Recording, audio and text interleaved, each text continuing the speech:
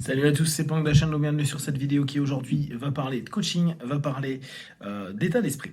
On arrive en fin d'année, la plupart du temps, on sait qu'on a le nouvel an qui va être le moment des résolutions.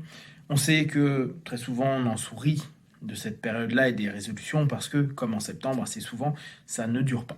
Néanmoins, je pense réellement qu'on peut exploiter cette, cette habitude, ce pattern, pour commencer quelque chose, initier quelque chose, mettre en place, faire un premier pas dans une direction. On s'y tient pas, ça après, ça dépend de notre discipline active, est-ce qu'on est suffisamment dans une valorisation de ce qu'on est en train de s'apporter, avec des feedbacks, des retours qui correspondent à ce qu'on attend. Et dans ce cas-là, il faut nous faire constamment des micros-objectifs, limite à la semaine, pour se dire, ok, là c'est vrai, ça avance, ou ça n'avance pas du tout, est-ce qu'il y a des corrections à amener, est-ce que je vais devoir peut-être revoir mes objectifs à la baisse, ou les rediriger, les réorienter, etc. En tout cas, autant l'exploiter. Donc, fin de saison, fin d'année, pardon, on va partir sur cet état d'esprit de se dire, qu'est-ce que je voudrais mettre en place dans mes comportements, mes process internes et bien sûr ce que je propose au monde. En somme, comment je vais définir mon guide de communication interne et externe pour l'année 2021 en prenant en compte quelque chose qui est là quoi qu'il arrive, c'est que on est dans une situation économique, sociale, morale, qui peut être complexe pour beaucoup de personnes à gérer et qu'on ne pourra pas nier parce que il se peut qu'on se retrouve avec à nouveau des confinements, des obligations X ou Y qui peut-être mentalement, moralement et physiquement ne nous conviennent pas, etc., etc. Des contraintes. Alors, un état d'esprit, un mindset, on le retrouve dans la psycho au travers d'Adler. Donc pour ceux qui suivent actuellement mes vidéos sur Adler, j'en ai pas fait beaucoup, j'en ai fait 2-3, ça va venir, ne vous inquiétez pas.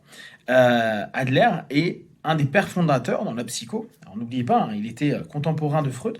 Et c'est là où on se dit que c'était pas du tout les mêmes états d'esprit.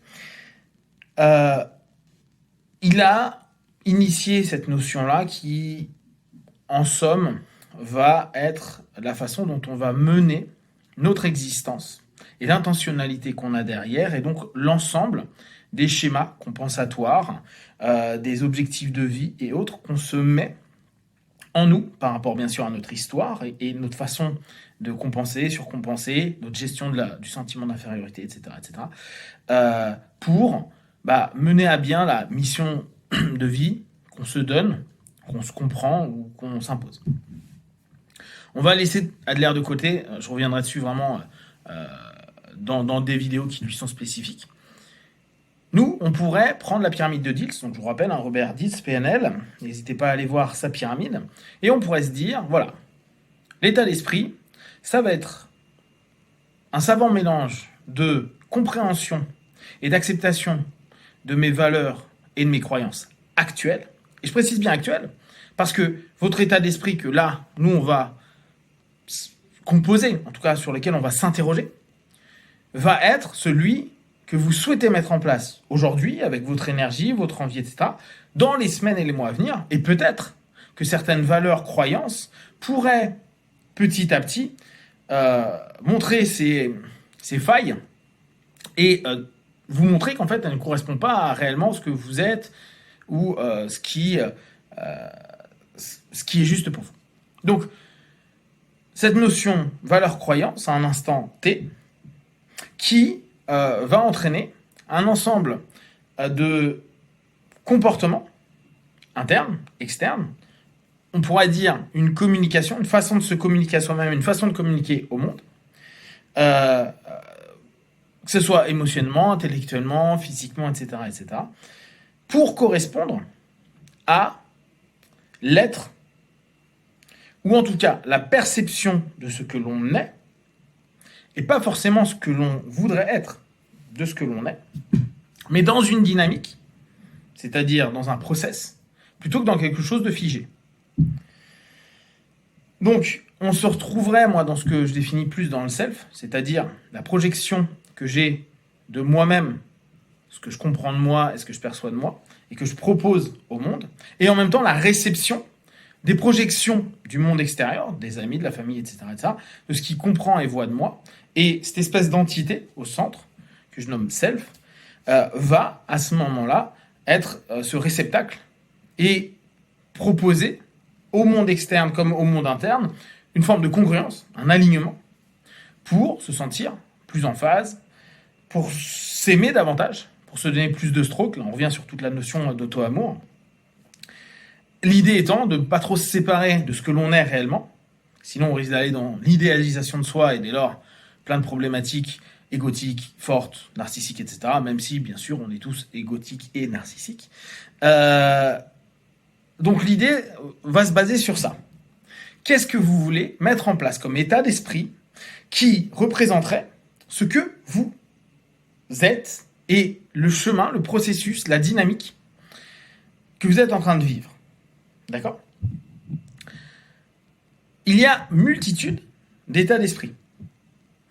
État d'esprit, je sais pas, je prends vraiment des exemples, travailleur, joyeux, positif, négatif, critique, révolté, qu'importe. Bien sûr, on peut se dire, je suis multiple. Ce qui m'intéresse, moi, c'est qu'on se place en méta. C'est-à-dire que même si, par exemple, je suis quelqu'un de critique, ça ne m'empêche pas de me dire je suis positif, ou au contraire, je suis négatif. Ou je suis cynique. Moi, je suis assez cynique, par exemple.